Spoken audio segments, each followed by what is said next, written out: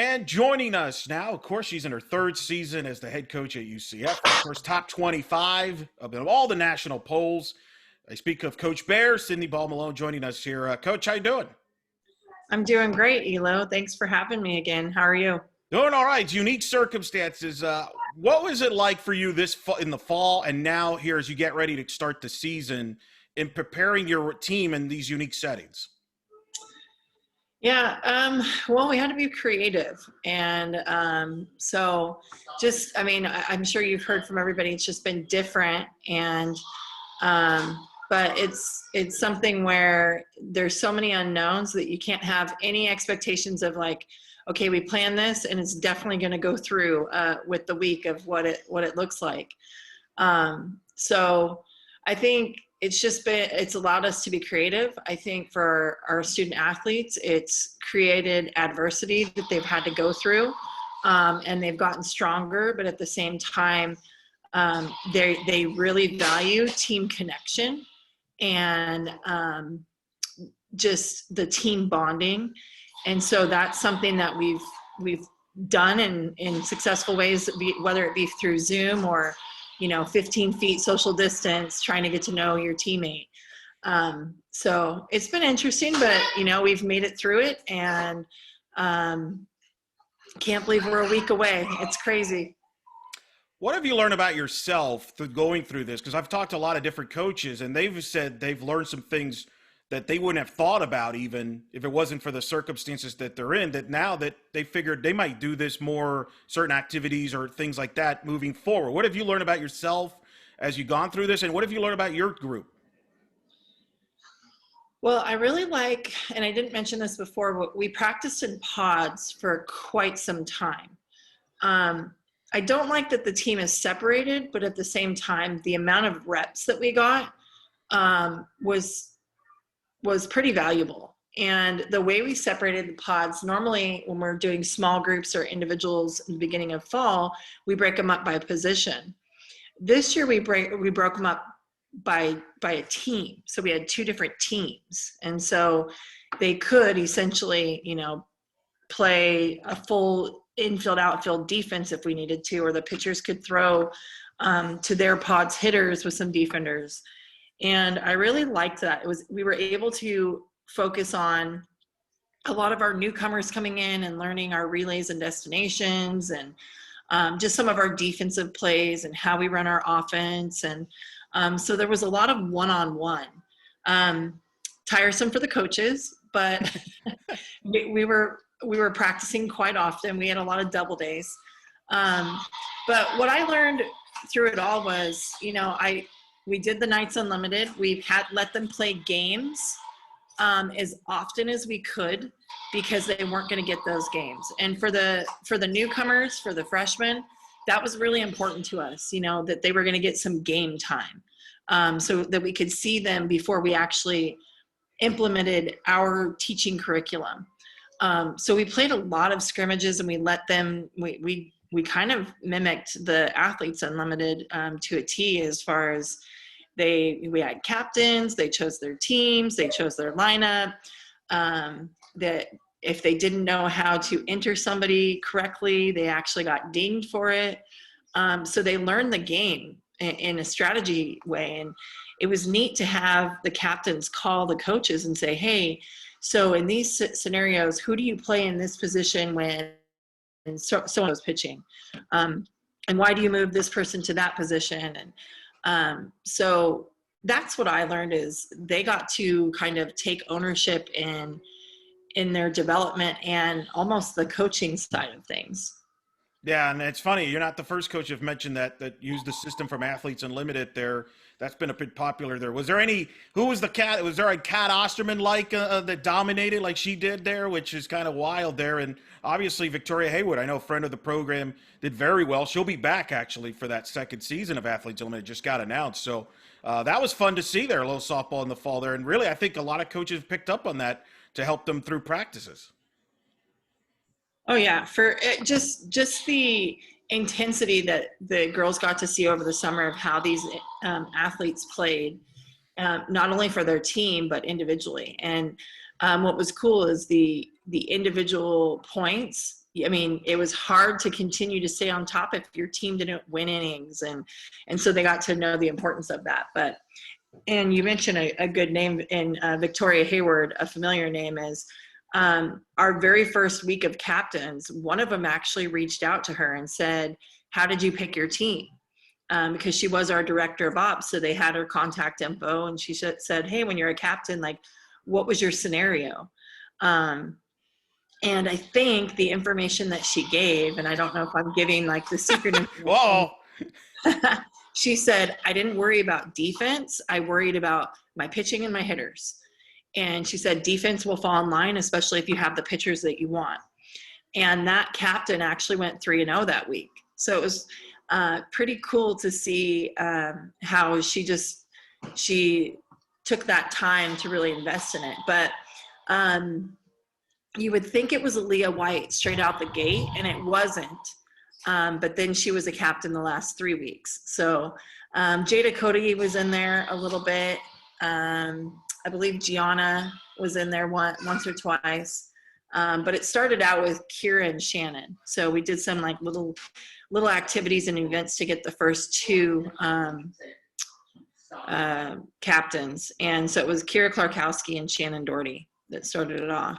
Well, as you could said, Sebby, it's competitive. I mean, and then I could tell that. I remember in Athletes Limited, and everybody had their own little strategy. Kat would take wins Vekis all the time because they had a good partnership from a catcher-pitcher standpoint. So I don't think we're breaking like secret codes on like draft strategies at Athletes Unlimited. I think they'll be fine. I think Victoria will be more than good with that. Big roster. Obviously, the extra year. We talked about this last time we had you on. You get Aaliyah White back. You get Jasmine Esparza back. Kira Klarkowski back from the extra year of eligibility that the NCAA gave the spring athletes for 2020. So all your seniors except Aubrey Johnson returns. Aubrey had a prior commitment from an academic standpoint, so that's why she didn't return. Which is kind of, I mean, the people don't realize that about softball players is a lot of times you got to make plans while you're playing, life after softball and things like that. But what has it been like to have this expanded roster and having those seniors back as a part of it as being the leaders?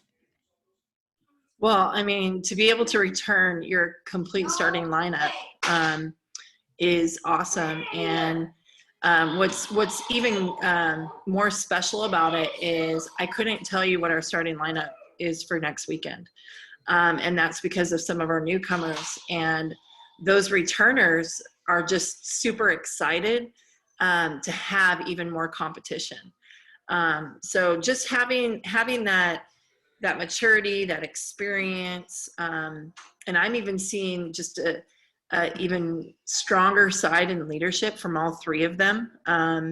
We are, Aubrey Johnson, and I need to talk about her. I know she's not coming back or isn't back with us, but you don't realize what you had until it's not there. And her leadership was just, we haven't found the person that like kind of takes over where Aubrey left off. And I think that's going to be very difficult. It's going to probably take a couple people because Aubrey was really special when it came to leadership and when it came to commanding attention and focusing on the task at hand.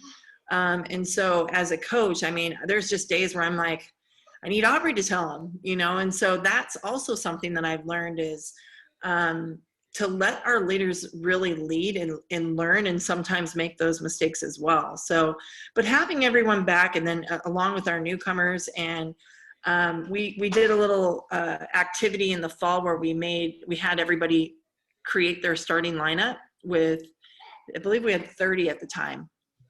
And one of our main starters, who was our home run contributor, didn't start herself off in the starting lineup. And she said, I'm getting outplayed right now.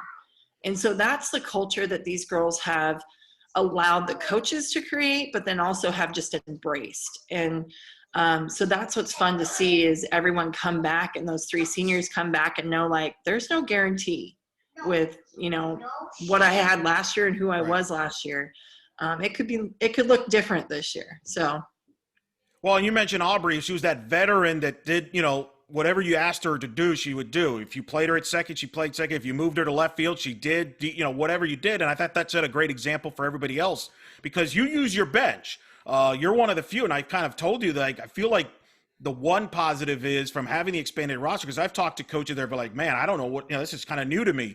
You could probably adapt more than other coaches can because you use your bench as a weapon. You have defined roles. You like to have players as defensive specialists to come in during the game or offensive specialists and mix them around. You're one of the few coaches I've seen that won't burn a player just for the sake of burning a player. There's a purpose behind using them. And I think that could help you as kind of manage this expanded roster, right?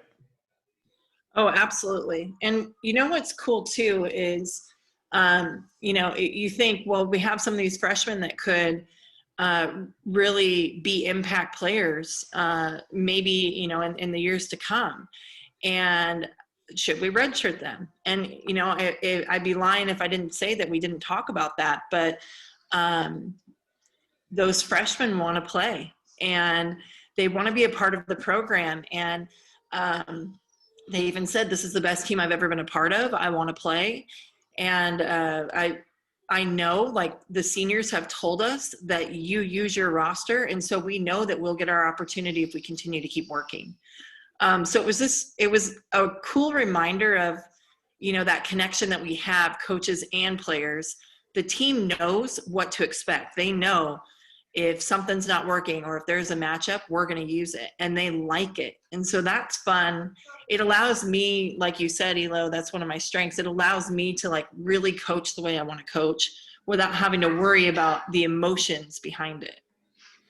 Pitching staff, of course, Aaliyah returns, is on the verge of breaking a lot of records, especially the wins record. I know she doesn't like hearing about that stuff. She's focused more on winning. What has it meant what have you seen from her this fall? And then obviously you got G Mancha back, and then you've got Brianna Vasquez, and those three together, they were kind of blending in 2020. It was starting to click before the season shut down. Now they get them back together here, part of that, a deeper staff this year. Yeah. We call them the three-headed monster. And rightfully so. In the beginning of Nights Unlimited, I couldn't tell you who was the ace because everyone brought their A game when they came back. I mean, those pitchers were very hungry over summer. And I think that Gianna hit she just kind of got to that spot against Fullerton in her very last game, and she didn't want to stop, right?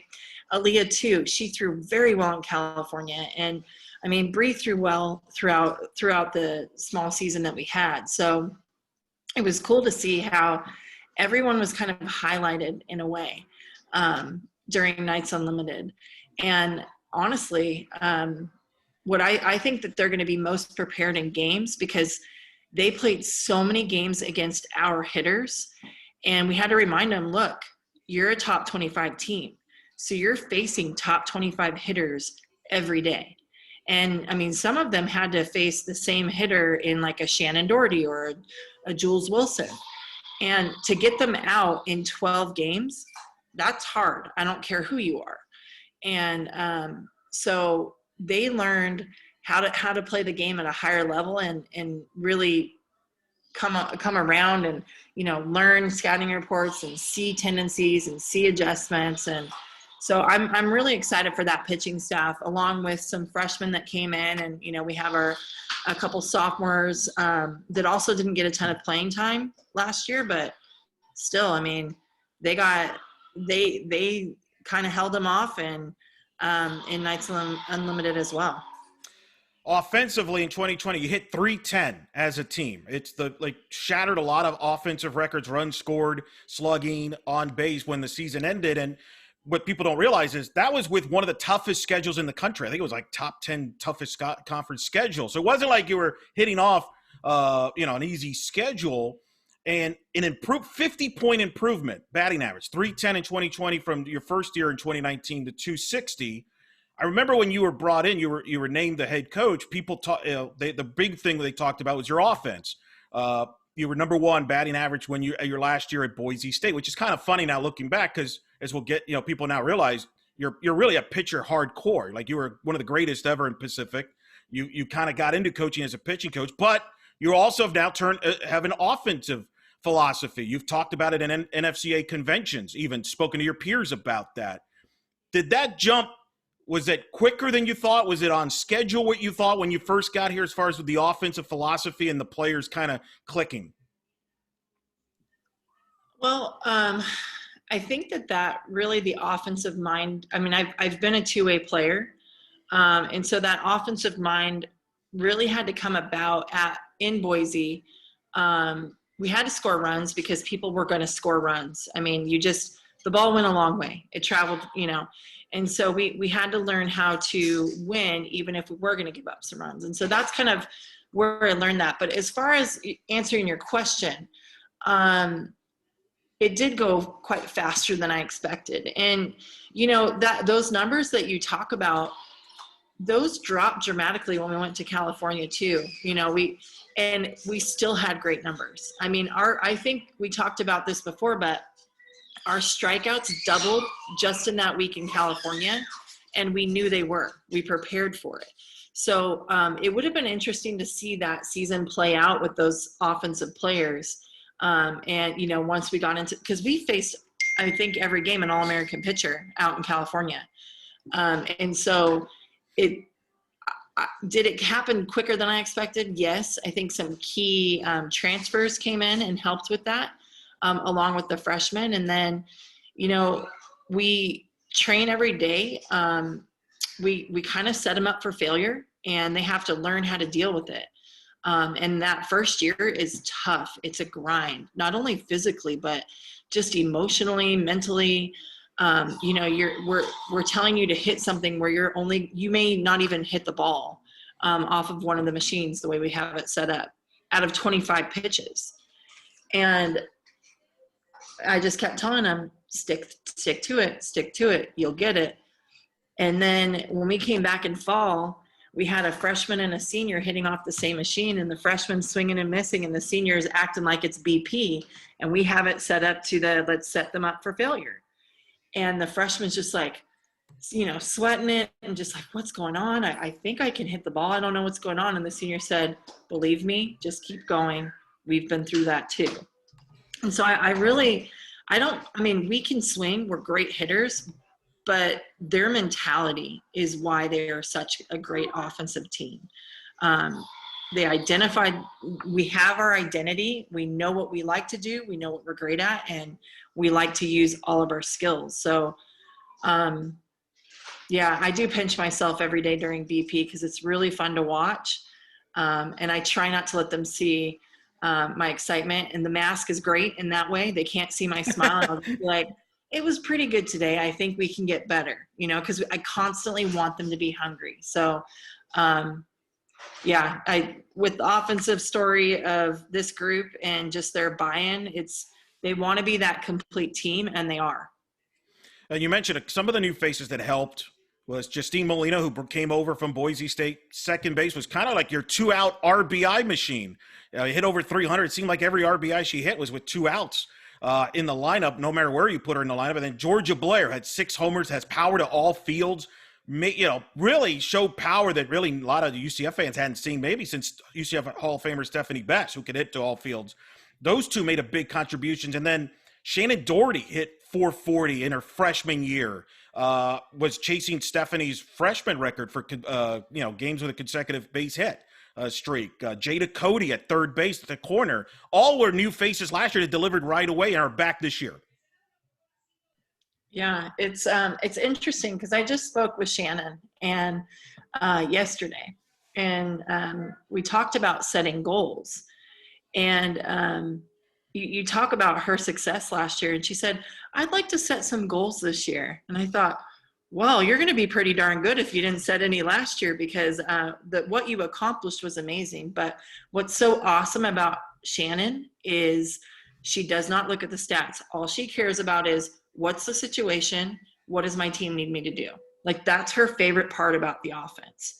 And so, like you said, just adding all of those players, we have 3 freshmen still because they got their year back in Jada Cody, Jules Wilson, Shannon Doherty, and, they're going to be in the middle of the lineup or top of the lineup for a long time.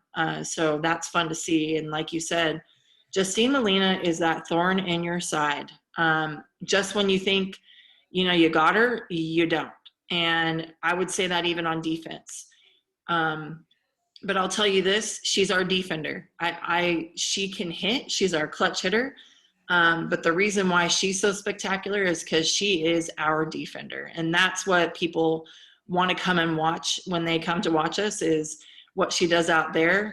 The hitting is a bonus, and just her clutch hitting, her relentless, just her mentality of she doesn't give up until the umpire says you're out. So yes, that she's definitely turned it on for us in that first weekend last year.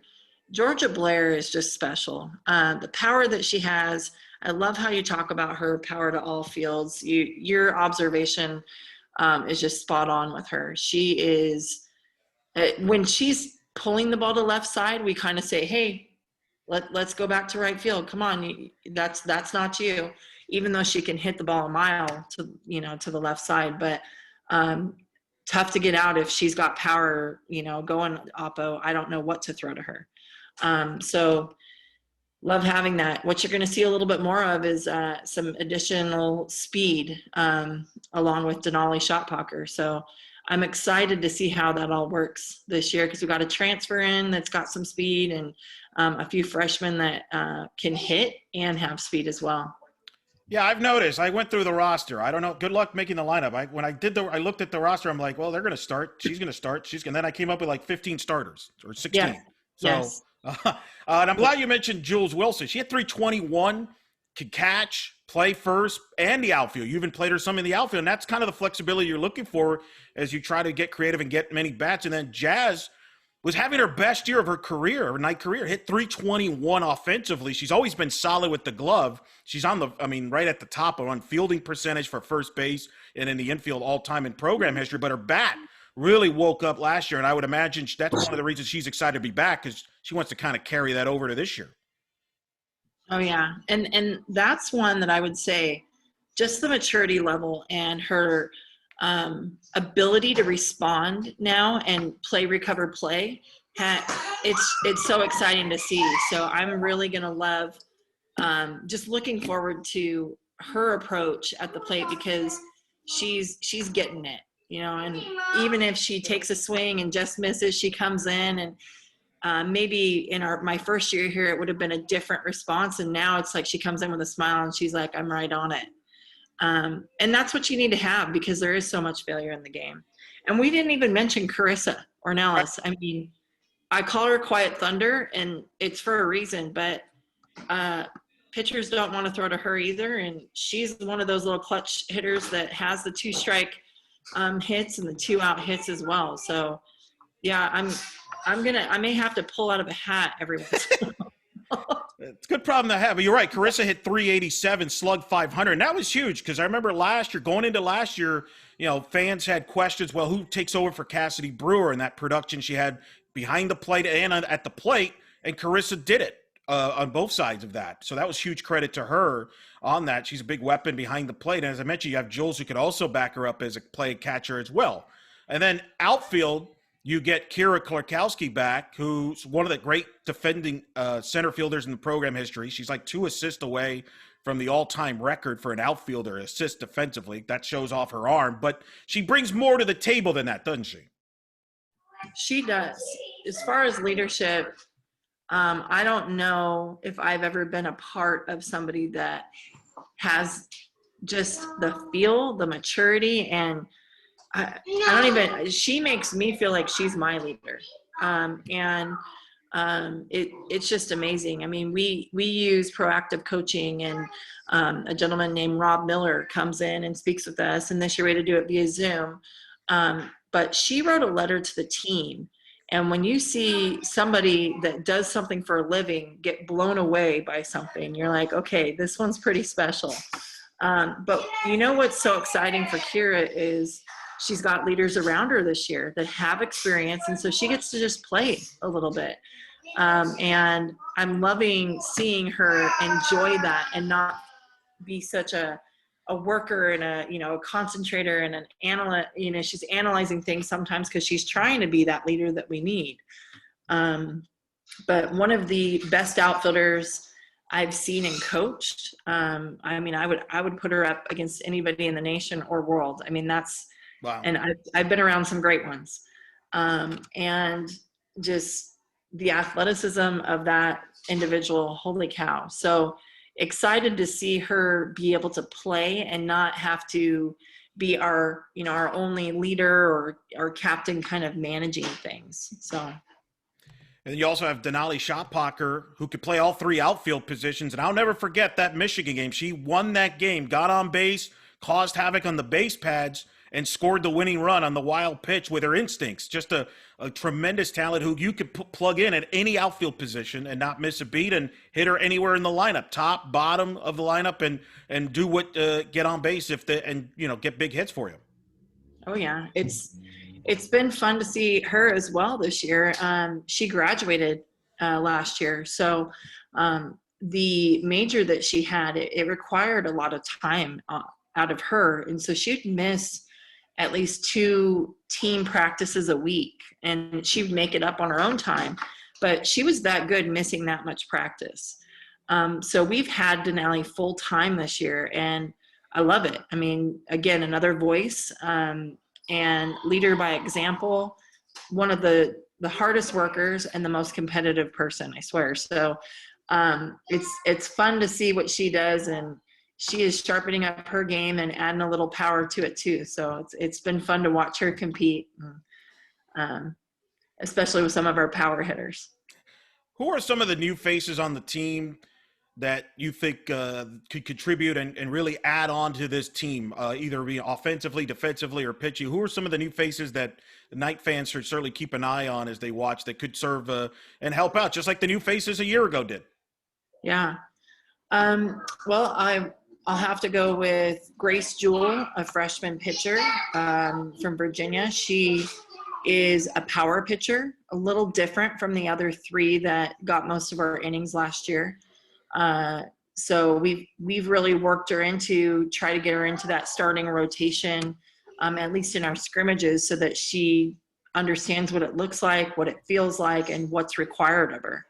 And she's doing a great job of that. And she's a 2-way player as well, so she can swing it a bit too. It's just a strong player. And then you've got Kennedy Searcy and Katie Burge, 2 middle infielders, also can play the outfield, can run, left-handed hitters with some power. And, you see one of them and you think, probably a slapper, and then you get surprised when she burns you. So, and then Kennedy's she can do it all. So excited to see those 2 work their way into things and see how this whole thing goes when we play opponents. And but the thing with them, all 3 of those girls, and we have other freshmen as well, and another pitcher, Jordan L. Macy, and then Emerson Lee. I would say I thought last year was a really strong freshman class. This year is strong as well. So I think that attests to what they're doing as a program. And, when you do well, you get those type of players with you. So we have 1 transfer. Her name is Elise Volpe. She played for the junior Canadian national team and came from Bucknell. Gives Kira a run for her money, which is so awesome. I think when they were conditioning one day, Kira was getting beat. And I said, is she faster than you? And she said, Coach, I can't slide like her. I don't know, like a shuffle like her. She said, I don't know how she does it, but that's not human. It's like not humanly possible. And she's a great individual. A very mature individual, a little quiet. And I think that it's the perfect fit for our team because we do have a lot of influencers and loud people on the team. So she's really meshed well and gained the respect from the team coming in mid-year. That's huge, and adds depth to the roster, and we look at the schedule. You got depth on the schedule, Coach. You've definitely now established yourself. I've mentioned recently on a podcast, you're like the heavyweight champion of UCF coaches comes to scheduling here, because last year you had a wild schedule, which really paid off RPI-wise, everything like that. But you've done it again, even with the challenges this year, because obviously this was not the original schedule. Just leave it as that, because with everything going on and the changes and restrictions with other conferences and teams, you had to adapt to the schedule. And yet, here you are, you've pulled it off, still a strong schedule, even with those challenges. Take us through that process first of trying to come up with a schedule that you wanted and then have to adjust and still come up with a high level of a schedule, as we'll get into. Well, I think that you can definitely say it wasn't as difficult as it may have sounded. I mean, trying to figure out when we could play and who what days in between testing and whatnot was the most difficult thing. But the amount of strong opponents in the state of Florida, number one, made it very helpful for that. But I mean, honestly, as soon as we were told we got to stay regionally, I got on the phone and I just called everybody that I could in the SEC, Big 12, whoever, ACC. And, we were scheduled with Florida State too, but they had their situation with the 10 games. And so it just didn't work out with ours. And, but our team wants to play the best. And even when talking to our incoming freshmen or even recruits, that's what they say. They say, you guys play one of the best schedules. And when we, release the schedule to the team, they're not scared. They're smirking like, let's go, let's get ready. Let's get out on the field and practice right now. We're ready to go. And that's what it's all about. I mean, if we want to compete against the best, so that we know truly that we've reached our potential and, that we're putting in that work to get there. So I couldn't say that I did it by myself. I have a very good teacher with Brandy Stewart telling me, where we need to kind of fit people in and that kind of thing. And our assistants as well are just, everyone's up for the challenge and they love it. And so it's kind of worked out for us. It's not easy though. I'll tell you that much. No. And I kind of want to go through some of the teams. I know that there's a couple teams people want to focused on when the schedule came up, but I want to talk like Florida Gulf Coast, top 50 in offense, runs scored and hitting with David Darios. They should have been in the tournament 2 years ago. They were in the mix. They were going to be in the mix this last year, and they're probably one of the ASUN favorites alongside Kennesaw State. Trip McKay, former Oklahoma assistant, they have a top 50 offense from 2020 back. You got McNeese State, James Landrino. McNeese State, they've been a power in the Southland and been a team in that region where they've always been that 3 seed that teams don't want to see. So they're a talented team as well. With those alone, I mean, I saw where you got like 7 teams that were in the top 50 offensively. I don't know if that was coincidence or you wanted to challenge your pitching staff, but either way, you've accomplished those things. But are also teams that are favorites to win their leagues and probably see them in postseason. Yeah, and that's what it's all about is we want to play teams that are competing for postseason, so that when we cross that road, we're prepared. But I mean, you talk about all those teams and, I'm probably jumping the gun and saying this, but we're playing in our conference, which, the American's a very strong conference. And now we're not just playing 3 games, we're playing 4. And so in order to prepare for that and I don't care if you have Aaliyah White, Gianna Mancha, or Brie Vasquez on the mound, you got to be darn good to beat those hitters in 4 games. You're probably seeing them, I'm not great at math, but 12, 16 times. Yeah. And so if we're not preparing for that and practicing that before we get into conference, we are not going to be ready for that. So, but again, we love that challenge and we want to play teams again that are going to go and win their conferences. And so we're just blessed that, we're either playing them at home and regionally, or it's close enough for us to drive down. You're learning this podcast deal. You know how to segue and pivot. That's good. You mentioned the 4-game conference for the America. Take us through that process as coaches, and how did that come about where you decided to go to a 4-game series? So our conference, and I mean, we take care of our conference, and I felt very supported. We had a few schools in the conference that were unable to schedule as strong or as many games as others in the conference because of some of the rules. You know, every school, every county, every state has different rules and different protocols when it comes to tournament play versus single opponent play and whatnot. And so for us in particular, it posed a very difficult situation to try to get as many games as we could. And so we did get a last minute with New Mexico State coming in because they're going to stay in Florida, in the state of Florida, for a few weeks.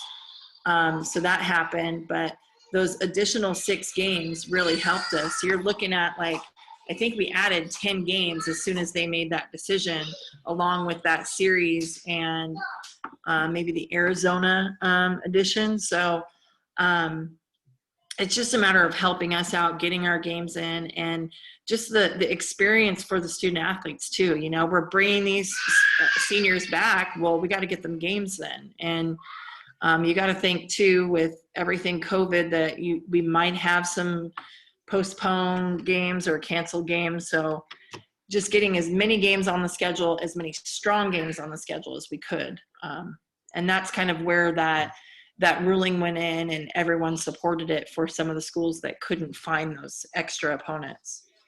I like how you threw the subtle in there. Yeah, we had Arizona in there. That's no hum. That's right. That's number 3 Arizona. She just mentioned. Yeah, Arizona is scheduled to come to the Plex March 8th. This will be the 3rd Pac-12 team to play at UCF 2 years in a row. Utah was the first in 2016. Then last year you had Washington come in as the number 1 ranked team. This year it's Arizona. And that's, to explain to the audience, that is not easy to pull off. You know this from having been in the Pac-12 coaching. Pac-12 teams don't go out of their way to travel to the South very often. In fact, you got to go west. That's why Mary Nutter's been such a huge tournament out west. You did the West Coast tournament trip last year just to get games in against teams out there, in particular the Pac-12. Arizona's fortunate he's coming by. I got to give credit to Heather Tarr, because I think she was one of the first Pac-12 coaches that said, you know what, we're going to play everywhere. And I think you probably picked up on that when you were on her staff. And I think since then, some of the Pac-12s have decided to travel more. But here you are, Arizona coming in, pretty historic. Mike Condrea, the all-time winningest head coach in college softball history, 8 national titles, the brand that is Arizona. That's exciting for a lot of fans, not just UCF fans, but softball fans over in Central Florida. Oh yeah. I mean, that comes down to also our relationship with Coach Erickson at USF. I mean, he's got a good relationship with Coach Condrea, and so I think they have a home and home agreement. I don't really know, but we benefited from that, being where we are. And I also think taking care of our conference and getting good opponents against our conference to keep that high ranking really helped. But it's just a great experience.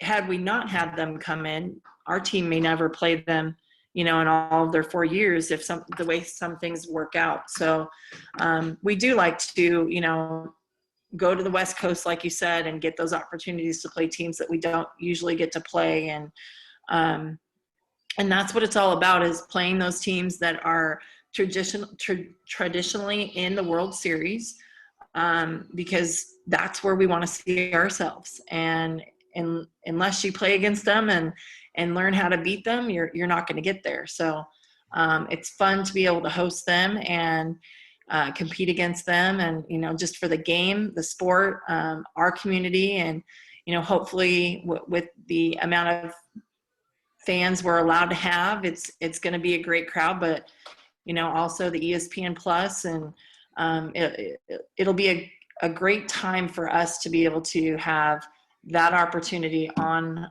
our campus and in our stadium. You mentioned Ken Erickson, obviously, used to be on Mike Condrea's staff when they were on the U.S. Olympic team. They're good friends, helping out in making this happen. And that's something I spoke to Tim Walton recently, the Florida Gator head coach. He talked about how all you coaches in the state have kind of work together and help each other out. Like UCF and Florida. This is the 20th season of UCF softball. It'll be the first season where UCF and Florida play a home and home in the same season. Usually it's one at one park and then the next year the other. And Tim talked about that, being able to reach out to you and say, hey, let's get a home and home. Let's work together on this. We all want to play. Have you noticed that this coaching fraternity, you've all come in a way bonded even more just because you're all going through this and helping each other out? Oh yeah, absolutely. I mean, first and foremost, we're trying to do the best by our student athletes. And so, it's going to be those two games are going to be awesome, tough games. But we want to give them the opportunity to do that. And Coach Walton was great as well. And like you said about what he had mentioned, we could wait till the last minute and get as many opponents as we could in, and then say, okay, where can we play a home and a home? So just to be able to do those things and help each other out. And, like I said, Coach Erickson helping us out and us helping out any others that we could. It not only is helping the sport, but every student athlete that's in there, and especially those fifth-year seniors that we're bringing back. Like, I just find it silly to bring them back if we're not trying to help each other out in that way. A little trivia as far as Mike Condrea. So this hopefully will be the second meeting all time between UCF and Arizona. Mike Condrea, this will be his third time going against UCF. In 2008, he was the Olympic head coach. They played UCF in Altamont Springs, part of that Olympic tour that they used to do back then. They played in Altamont Springs. Allison Kime, who was the UCF Athletic Hall of Famer, shut him out. It was 0-0 into the bottom of the sixth, when a young lady named Jessica Mendoza had a 2-out, 2-strike RBI hit, got the 1 run in. That's all the USA would need. They win 1-0. They beat them. Mendoza strikes again, takes it to Kime. You and Allison could relate to that, right? You can relate. You both have to deal with Jessica Mendoza giving you heartbreak. Oh, gosh. Yes, for sure. Gosh, I didn't actually know about that 08 game, so that's awesome info. But Kime definitely made it through the game longer than I ever did anytime facing those teams. So kudos to her. But yes, Jessica Mendoza, I don't know. I tried to walk her and gave up a home run. So I got no scouting tips. I know. I got no scouting tips for you on this one. All right, so you and Allison can kind of share, heartbreak on that. But Allison will never forget. She's always told the story that one of her highlights of her career was after the game, Mike Condrea singled her out and said, "That's one of the best games I've ever seen someone pitch against us." And that really helped, as far as the rest of her senior year that year. So Mike, that was cool for Mike to do that with her. So that's a pretty exciting schedule. Also, you're going to South Carolina and Ole Miss. SEC their flavor on the doing it. What's unique is Ole Miss is going on that back end there. I think it's your bye week, right, in the league? Yes, both of us have the same bye weekend, and so we were able to work that out. So I mean, I have a good relationship with their coach, and she came down here when she was with her previous school, and so love competing against her. They're always great games, and so we're looking forward to doing that. We tried to make that trip last year; it just got cut short. We were actually on our way there when we got told to come back to Orlando. So, but again, same thing of you never know in this game where you'll get sent for postseason or if you get to host. And I think putting us in places and opportunities and experiences where we get to play in all these different stadiums so that the wow factor isn't there, that because we've already been there and done it. But looking forward to the South Carolina trip. It's going to be interesting because we're all going to be wearing masks on the bus and maybe 2 buses and spread out, and maybe may have to pull over just so we can have a water break. I don't know what it's going to look like, but we're playing and we're doing it. So that's what's so exciting. Last question. What is going to be the keys now? Once you get into the field, it's going to be, unique because you haven't played a game against somebody else in over 300 days, basically. It's going to be unique. So I don't know if because you didn't have the normal fall and spring, do you have to be more patient early on? Or, as far as where the team is compared to where you would want them to be. But what's going to be the keys once you do get games going on and playing and on the field? What's going to be the keys to be successful and accomplish your internal goals? I think one of the biggest keys is remembering who we are, regardless of all the noise around us. And that goes from playing an opponent. I mean, yes, it is different when you play a different team and not yourself, but really, I mean, we really work on playing against our best self, and, you know, not seeing a name on the shirt or a face on the, you know, on that player. But, you know, just getting back to what got us to this point, what got UCF back in the top 25. And I may have been a little firm, and I think that it's fair enough to say this, a week ago, and I said, hey, it took us a long time and hard work to get there, after a few years, and it can be taken away like that. So remember what you're focusing on and where we came from and why we play this game and how we do it. So that's going to be a big key, is just to not let ourselves get too big or bigger than the moment, and to enjoy it, you know, because when it comes down to it, I don't mean to get like, I guess like too, I don't know what the word is that I'm looking for here, but just, we're playing softball during a pandemic. Like, we're blessed, we're able to do that, and our medical staff, everybody is just doing such a good job at keeping our student athletes safe. So continuing to just be disciplined in that and recognize that is going to be huge. And then I think what's a really new one for us is all the double headers we're playing. Yeah. And, you know, we may play a double header, but it's usually two different opponents. When you play the same opponent twice, it's not easy. It doesn't matter who you're playing. And so that's going to be the challenge. And we're trying to figure out what that looks like from a catching standpoint, a pitching standpoint, just, you know, some of our older players, are they going to need a day off or a game off? So I think those are going to be some of the things. And then just remembering that, you know, though it was 300 days ago, you get on the bike and you ride. So, but those are the things I would say. I don't know if that's what you were looking for, Elo. Hopefully. Yeah, no, that's good. And I appreciate you, right? We're all appreciative that, you know, you're on the field again, an opportunity to play and have fun with it. And at the same time, don't, you know, take it for granted. And I think we all kind of hopefully have figured that out through the last year here, not taking things for granted. So it should be interesting. And you mentioned the double headers. I think that's going to help you by scheduling those double headers early. It's going to get you ready for conference, because you're going to have to play a double header during conference series week. So that's probably good prep too. Oh yeah. I mean, I'm thinking about playing 4 games on a Saturday and Sunday against the same team. I've never been a part of anything like that. So it's going to be fun and interesting, but, you know, it's softball. You realize Stephanie Best will be listening to this, and some of the original team, and they're going to be laughing because they used to play a bunch of doubleheaders all the time. So they don't want to hear it. They don't want to hear it. They're like, whatever. That's like, We did that. Yeah, you know, the old timers, the legends, they could tell you there from the first few years here now as we're into our 20th season. Coach Bear, Cindy Ball-Malone here joining us. Coach, thanks so much for joining us here. Excited to see you all back on the field, and good luck, and be safe, and we'll talk to you soon. Thanks for having me.